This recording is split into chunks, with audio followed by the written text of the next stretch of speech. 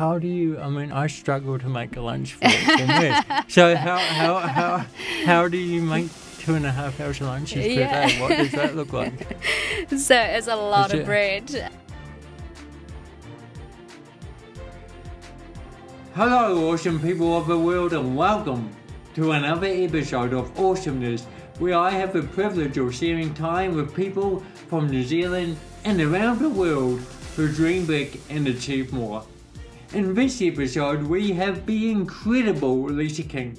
Lisa is the founder of Eat My Lunch, one of New Zealand's most successful for-profit social enterprises on a mission to ensure no child goes to school hungry. Lisa believes that business cannot just be about profits anymore, and that business can and should bring about social change. Using an innovative model, Eat My Lunch has shown you can do well and do good at the same time. Now, small disclaimer, we recorded this in March of 2019, so some of the dates and numbers may now be out. In this episode, we speak about New Zealand creating world-class ideas, child poverty, and the shocking stories around that.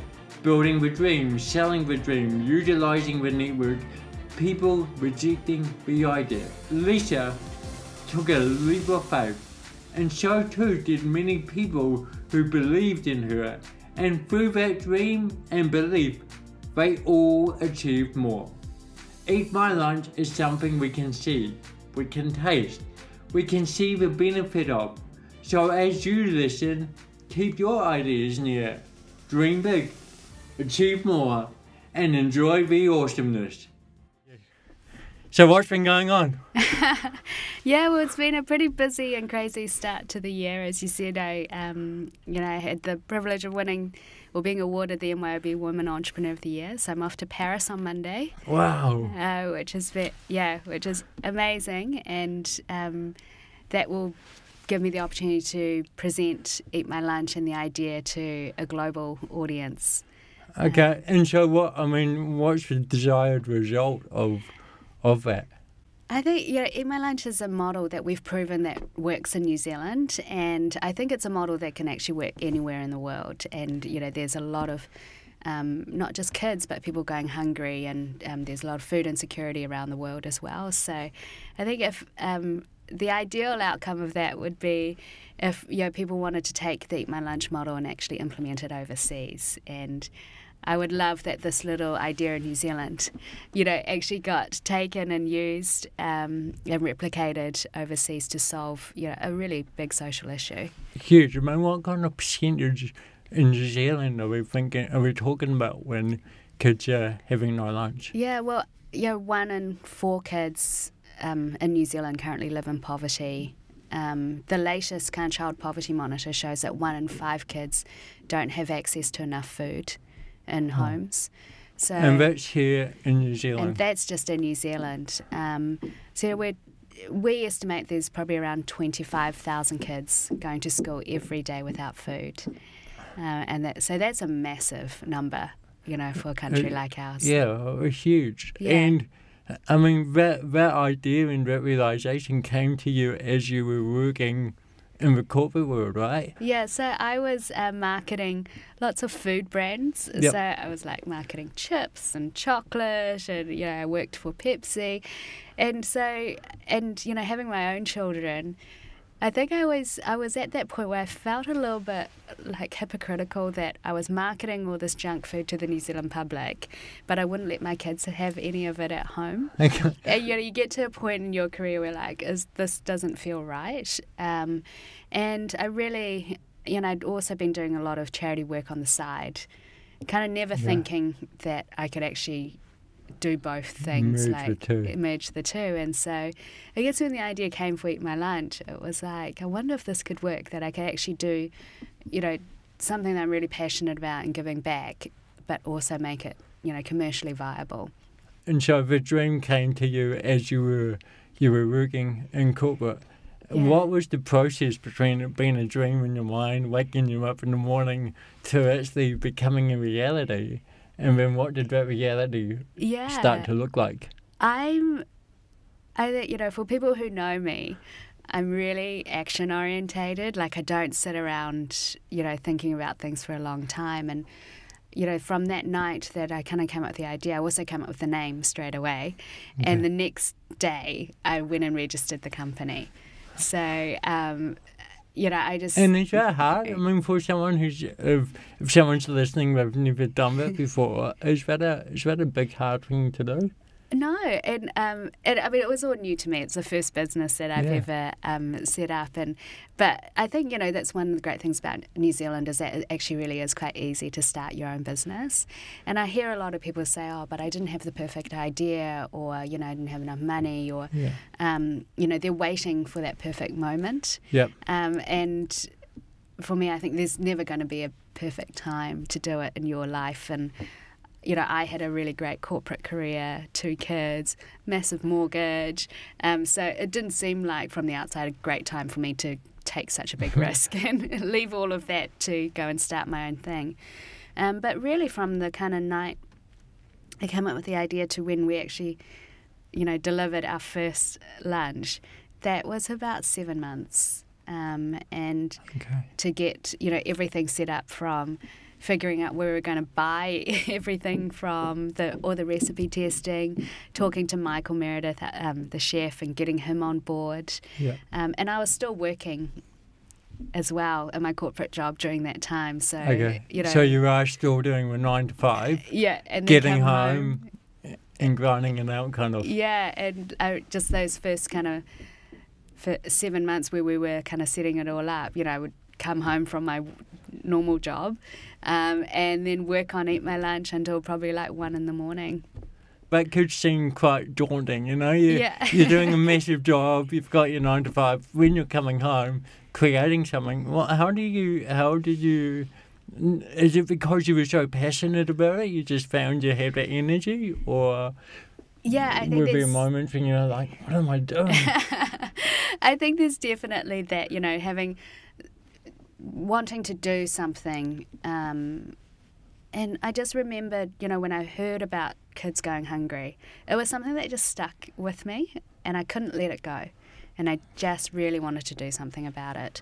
But I think also having 15 years of corporate experience really helped as well, because understanding how business actually works and being able to identify the different areas from, supply chain, logistics, manufacturing, marketing, how are we going to actually deliver it?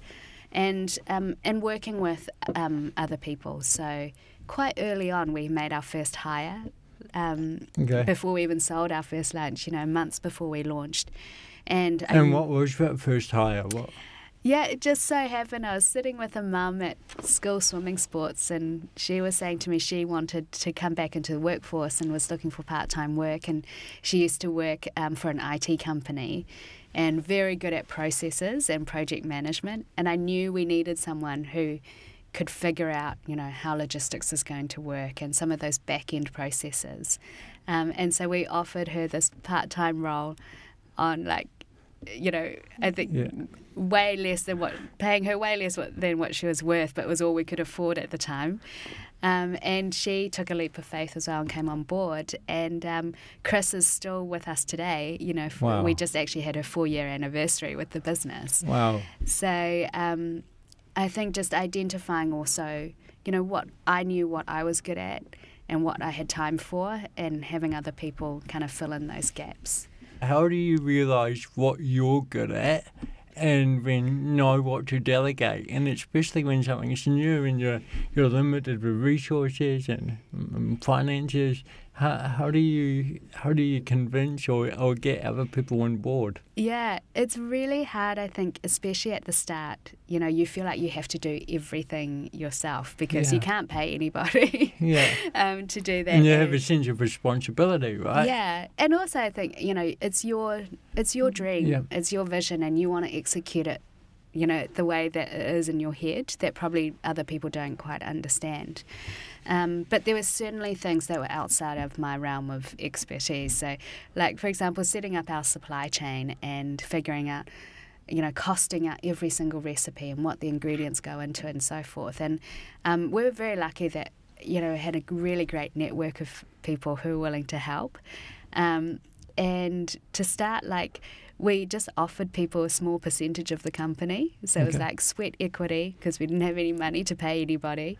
And, people, I think also when they believe in something like helping to solve a social problem and feeding hungry kids, people was just so generous with their time and services. And so the financial part becomes a very small incentive. Okay. But I think just using your networks. And different networks from working in your previous role. Yeah. Did that help big time? Yeah, absolutely. So, we brought on a PR kind of partner who has an equity in the business, and they were people that we'd worked with in my kind of corporate career. A friend of mine who I'd worked with at Cadbury, he was amazing at spreadsheets. So we're like, can you set up the spreadsheet to manage our supply chain? So just kind of really drawing on, people around you and networks, and knowing that you really can't do everything yourself. Yeah. Otherwise I'd probably be working until 3 a.m. every day. And burned out and possibly wouldn't have achieved that awesome kind of, what was it? It was you achieved your 3-year target within 12 weeks. Yeah. So what was that? And also just for people who maybe eat my lunch is a new concept, just a quick overview of how it works and then getting back to that target. Yeah, sure. So the inspiration came because I was actually wearing a pair of Tom's shoes. Okay. And, cool. So Tom's, they're a shoe company where for every pair of shoes someone buys, they donate a pair to kids in developing country. And I just thought it was such a really simple and powerful idea. And I thought, let's just do this for lunch. And so that's literally how it kind of came about. And then I thought about, well, who needs lunch? I mean, we all eat lunch every day, but it's really, I was working in a busy office. Sometimes I wouldn't have time to go and get lunch. Yeah. And I'd always been thinking it would be really great if someone could deliver something really good to me. And I wanted something fresh and healthy as well, so that I knew there was this need, particularly for office workers around that kind of lunchtime occasion. And I thought, if we could, do a buy one, give one. It's a really simple idea. People understand it. Yeah. It's tangible versus saying, maybe give 10% of the profits or, it's a really kind of immediate and visually tangible solution. Yeah.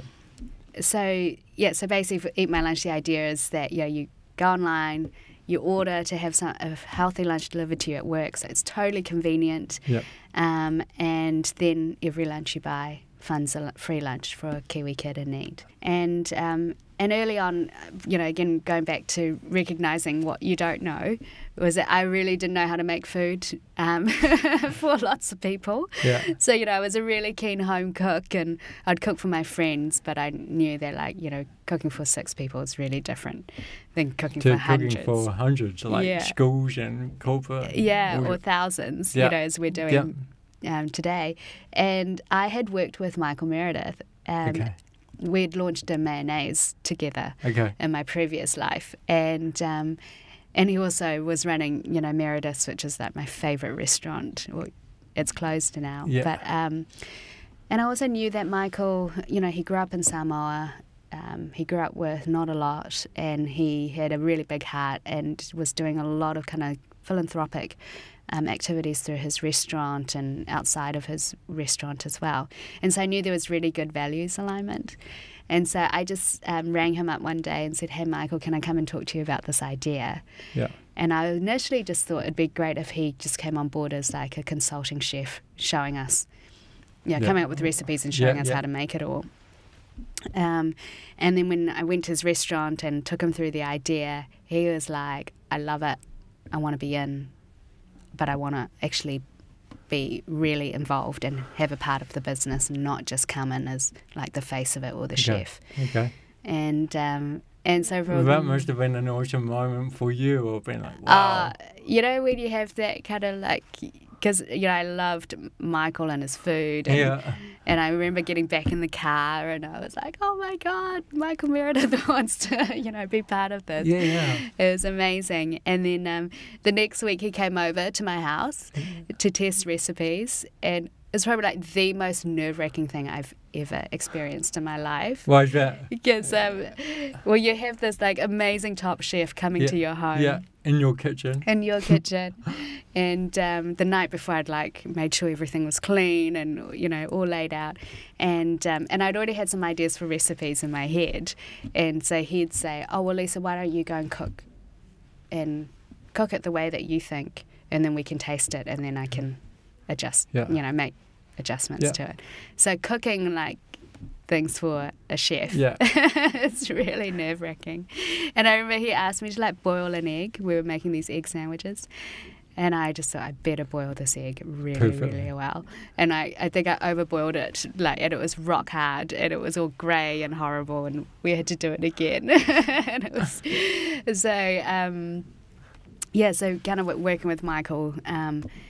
And, again, that helps speed things up in terms of getting ready and the recipes and testing things, and also thinking about how we're actually going to make this on scale. When you're testing, it's fine doing 1 or 2. Okay. But then actually thinking, can we, how do you butter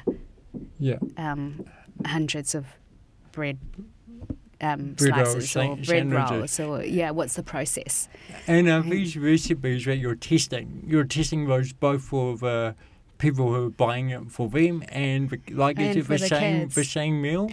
No, we give the kids. So obviously for the people buying, they're all adults. So we try and give them something a little bit different, and that's very much Michael's style as well. He's always kind of pushed food in New Zealand, and kind of generally is like the pioneer of things, and so I think he wanted to also give people stuff that they couldn't just go and buy at any cafe. Something different, point of difference, something to remember. A little bit different, and he'd do things like he'd use celery leaves in a wrap to give it a slightly different flavour. One of the big inventions that Michael came up with is mixing Marmite into mayo. Awesome. And so I want to try it. Is it good? It's really good. Yeah. So the adults get a slightly more sophisticated lunch, and the kids get a simpler lunch. That's more. I think kids, they just kind of want simple flavors, simple ingredients. And so for the kids, they get like a wholemeal sandwich. We always change out like the protein, so it's massively packed with like veggies and protein, and then they get a piece of fruit and maybe a cookie or popcorn. And I think again with the kids, we wanted to make sure that it wasn't just cheap food. I mean, we were giving it for free, but Michael and I were very, very strong in that if it's food we won't feed our own children, it doesn't get given to these kids just because it's free, because we know that these kids need a lot more nutrition, and they need a little bit of love, even if it's just through a little lunch. And that love and that nutrition must be delivering some awesome results that you hear about. For the first, 7 months, Michael and I, our job after we made all the lunches was to deliver the lunches to the schools. And so we got to talk to the, students a lot, and also to the staff, and really kind of trying to understand what the background was, like why were their kids coming to school without lunch, and then also seeing the impact that this lunch would have on them, and that was always our like reward at the end of the day. And what were the kind of reasons that the kids had, or the teachers were giving you? A lot of it was that just families were really struggling. By the time they pay rent and all the other expenses, there just wasn't a lot left for food, and suddenly food becomes a discretionary item in the household. And when you have large families, it just doesn't go a long way. Becomes more scarce. So we saw that, sometimes in a family, the eldest might make lunch for the little ones, and then they would miss out. And also it wasn't always the same kids every day. Sometimes it'd just be that, it was coming up to payday, the family had just run out of money, Yeah. So there might be 1 or 2 days where they're really struggling, or there might be an event in the family like a new baby, or maybe even a death or illness in the family. Okay. So just, those events put a lot of stress and pressure on families. And particularly in winter, the schools would ask us for more lunches because there were extra bills for the families to pay. And And are you able to keep up with the demand of those schools? Yeah, so when we bring on a school, they tell us how many lunches they need, and so it might be 20 for one school. Sometimes we've got a school, it was 200 lunches a day, Okay. and we commit to that every day, so that the schools have security. They know exactly how many's coming, that no one's going to miss out. Yeah. And that's why, when we bring on schools, we bring them on pretty slowly. So at the moment, we're in 89 schools. Okay. We've got another 60 odd on our waiting list. So how many lunches is that? It's per about day? 2,500 a day. Yeah. How do you? I mean, I struggle to make a lunch for me. So how do you make 2,500 lunches per day? What does that look like? So it's a lot of bread. Yeah, but is it volunteers? Is it staff? Is it a bit of both? So, again, the business model is so interesting because we have paid staff that make the lunches for our buying customers. Okay. But then we have volunteers who make lunches for the kids. Yeah. And so there's quite a kind of delineation between the two sides, even though they're both so intrinsically linked. You can't really have one without the other. Yeah. But we make a kind of a delineation between what people buy. So that's, we've got 55 staff now and growing. And then we have this amazing volunteering opportunity where we have 35 people come every morning. At what time? At 6:30. Really? Yep. Yeah, so not super. I mean, my team starts at 5, so not super early, and we give them coffee, and they leave, on a high because they've actually just done something that they know is going to make a difference that very day to 2,500 kids. Yeah, so when you come, it's just big log tables. It's a big production line of people making sandwiches, packing the lunches.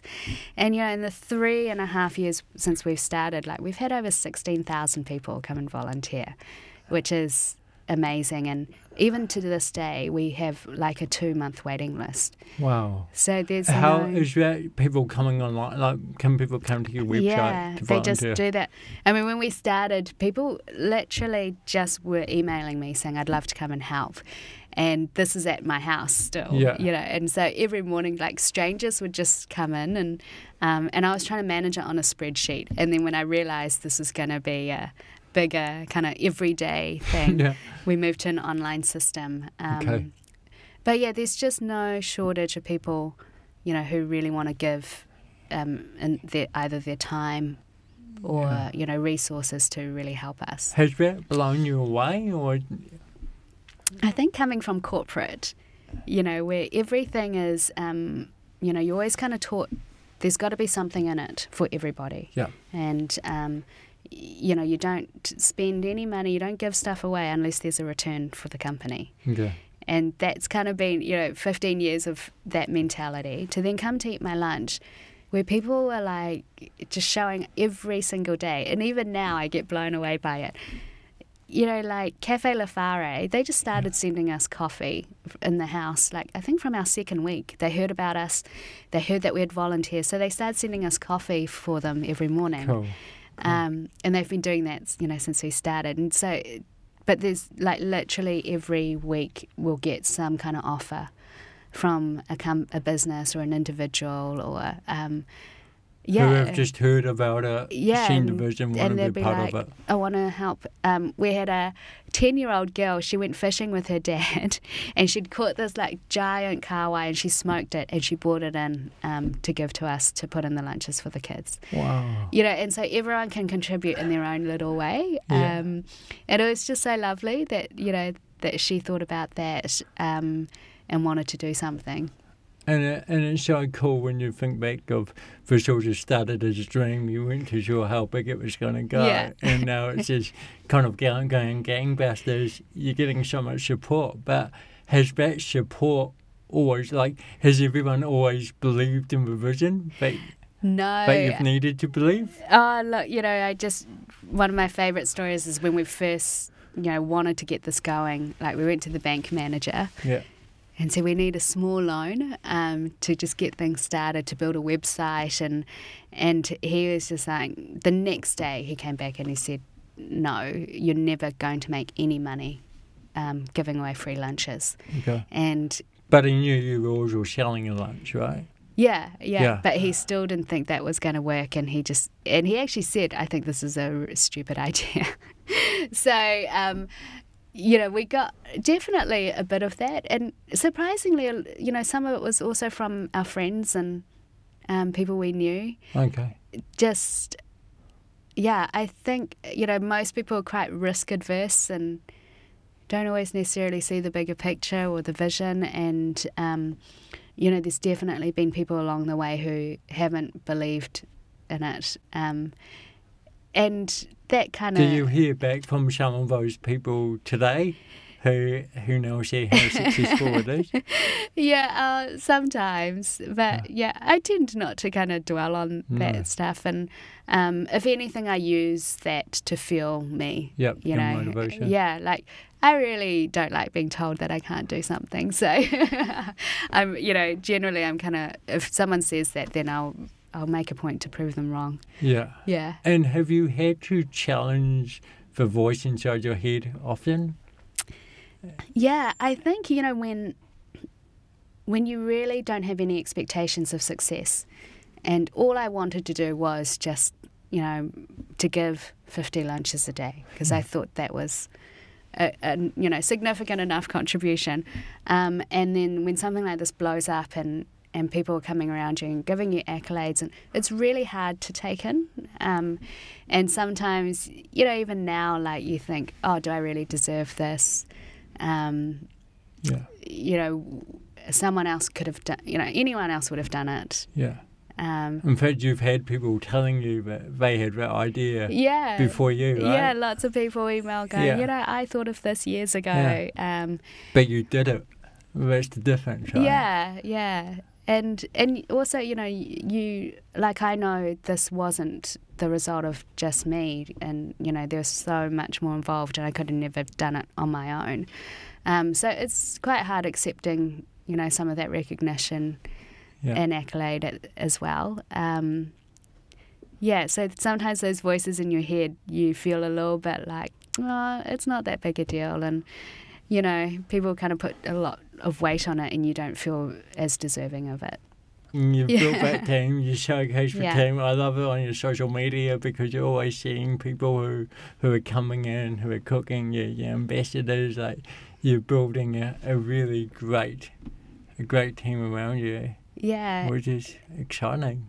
I always wanted this to be like a social movement, that it wasn't just, this company or a small group of people, that kind of everybody could be a part of it. And it's why, like, we've done crowdfunding, quite a few times now, because I kind of want everyone to own a piece of the solution.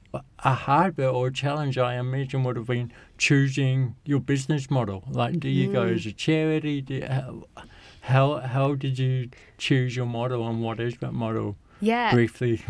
We had so many discussions, and we still do at times, because when we started, the term social enterprise didn't really exist. Okay. That model, no one really knew what it was in New Zealand, and I hadn't even heard of it at that point. And it felt like we should have been a charity because of the mission. The giving aspect. And what we were trying to achieve.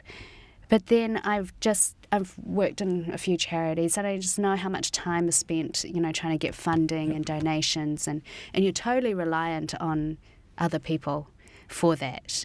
And I just wanted to, I think, take control of our own cash flow and not have to worry constantly about where that money was going to come from. Okay. And so that's why I think, to me, it made sense in my head that it had to be a business, and a for-profit business that made money, and so that it could be self-sustaining, and then that we can scale. And so that's why I think it's almost like a hybrid of a traditional business, you know, that's very commercially savvy, and, you know, you've still got to deliver really great products and have really great customer experience, you know, manage your costs really well, and have good cash flow management. So it's a combination of that, but also with a combination of a charity where you've got this massive social mission that drives everything. And, you know, even now there is no recognition of that legally in New Zealand. So from either, you know, a legal perspective or tax. So we're a registered limited liability company, so we pay company tax. So we don't get any benefits from your giving. From the giving. And sometimes it can be a disadvantage in that we can't receive a lot of fund. Like, we've had lots of people offer wanting to donate money or give us funding, and we can't receive it because we're not a registered charity. Okay. But then on the other hand, you know, we've been able to scale and, you know, get a private investor in, because we are a company. Right. Yeah, so there's definitely kind of pros and cons to Do you both. think things will change, you know, not necessarily for you, but in terms of an attitude of how we can be more supportive and embracing of a social enterprise? Yeah, and I think, you know, it is quite... New Zealand has a huge number of charities. I think it's like 27,000. Yeah, it's massive. So I think we've come from quite a traditional view of businesses make money and that's all they do, and then charities are the ones that do the good work. And so I think, you know, people have struggled a little bit with getting their heads around you can actually do both, and you can do both at the same time. And actually it makes sense because businesses have the resources and the infrastructure to make massive impact. And I think charities are now starting to go, we need to think a little bit more like that as well. Yeah, and make sure that we've got consistent income, that we're not just relying on, you know, donations and funding that can change and be cut off at any time. And are you, because you're busy speaking as well, as you on the speaking circuit everywhere, which is awesome. Do you kind of speak about that a little bit, or is that... Yeah, I try and make people understand how the model actually works and why we chose that model. And so, and, you know, often afterwards I'll get people coming up like, oh, I always wondered why, and now I get it. And it makes sense. So I think it probably inspires people to think about their own projects as well. Yeah, and it's really great to see, particularly like younger people who are looking to start their own business, that they are starting a business with some kind of social purpose as well. That isn't just about making money. And I think, you know, there's something like 500,000 businesses in New Zealand, right? And I always think, what if every one of them actually had some kind of social purpose? Right, then you're going to start seeing massive change. Right across the board as well, right? Because it's that bigger purpose that creates passion. Yeah, and it's something that I think, you know, businesses are recognising, that you can't just use it as a marketing tool and say, look, we've donated this amount of money and there's our corporate responsibility box ticked, you know, and it's got to be something that's really genuinely driving the organisation. And it's also something that, you know, not customers are demanding from companies, future employees. You know, that's what they want to know, that they're working for a company that's doing something bigger than just making a profit. Awesome. But just to finish off, I'll do a few quick fire questions. Tall poppy in New Zealand, what does that mean to you? What do you think? How can we change it? I think, you know, I didn't actually think it existed, but I've kind of experienced it a bit myself. And I think we need to actually start embracing and celebrating people's success and not be afraid of it. And I think it starts with, you know, people feeling insecure about their own success or where they're at, and trying to kind of bring people down to them.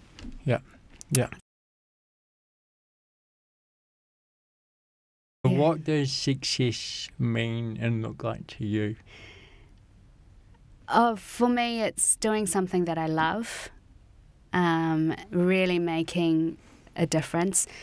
It has to feel like I'm making progress all the time, that I'm not standing still, you know, and that it has tangible and large-scale impact.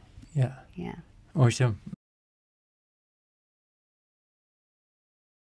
What does the word awesome mean to Lisa King and Eat My Lunch? You know, I think it's that feeling, and I get that almost every day when I just see people come together, whether it's the volunteers that come in the morning and you see all these lunches being pumped out, or the incredible offers of generosity that I receive. It's that, I don't know, it's that kind of warm, fuzzy feeling, and you just think there's so much goodness in this world. Yeah, it's a beautiful thing to see. You would have had moments that really test your perception of, is there one moment that you can think of where you've gone, wow, I didn't see the world like that, or I didn't imagine that could happen? Yeah, I mean, specifically around Eat My Lunch, I think, you know, we received a piece of negative journalism around profiting from, you know, a social problem. And I think when you go into it with really genuine intentions and someone questions that, it's quite heartbreaking, and it's hard not to take it personally and just think, wow, why are people trying to bring you down when all you want to do is do good? Yeah. And you know, that's the time when the voices come into your head and you're like, why am I doing this? And I think, you know, that for me, I just really had to kind of say to myself, it actually doesn't matter what anyone else thinks, even if it's the media or the public. Like, the proof is in the results and the impact that we're having. Yeah, and that's what you're reminding yourself every day. Yeah. That's what we're seeing as New Zealand and as the world. You dream big, you achieve more. Thank you so much for sharing your awesomeness with us, and I wish you all the best. Thank you so much. Awesome, thank you. Cool. Cheers, Thanks. Lisa. Wow, how awesome was that? No wonder Lisa has won so many awards, because she is genuine. She makes awesome things happen. And her why is the difference that her and her team know that they are and can make for young people, and therefore their families and communities around New Zealand. Food is fuel. Fuel creates awesomeness. Simple, well known, yet something we should never take for granted. Lisa merged her passion, skills and insight to live for a purpose beyond herself. What would it be if you merged your passion, skills and insight, and like Lisa, shared the vision with others to form a team to make a contribution to this world? What would be the most simple thing you could do right now to contribute to this world? This world and our role within it is limitless when we see the bigger picture. So don't be scared of your expectations. Be inspired by your purpose and do it. Lisa says she couldn't have achieved her awesomeness alone, and I couldn't have achieved or recorded this podcast alone. So a huge thanks to the team at the NBR who responded to my vision, who gave me the space and time to achieve, well, this. So remember this, my friends, dream big, achieve more, and enjoy your awesomeness.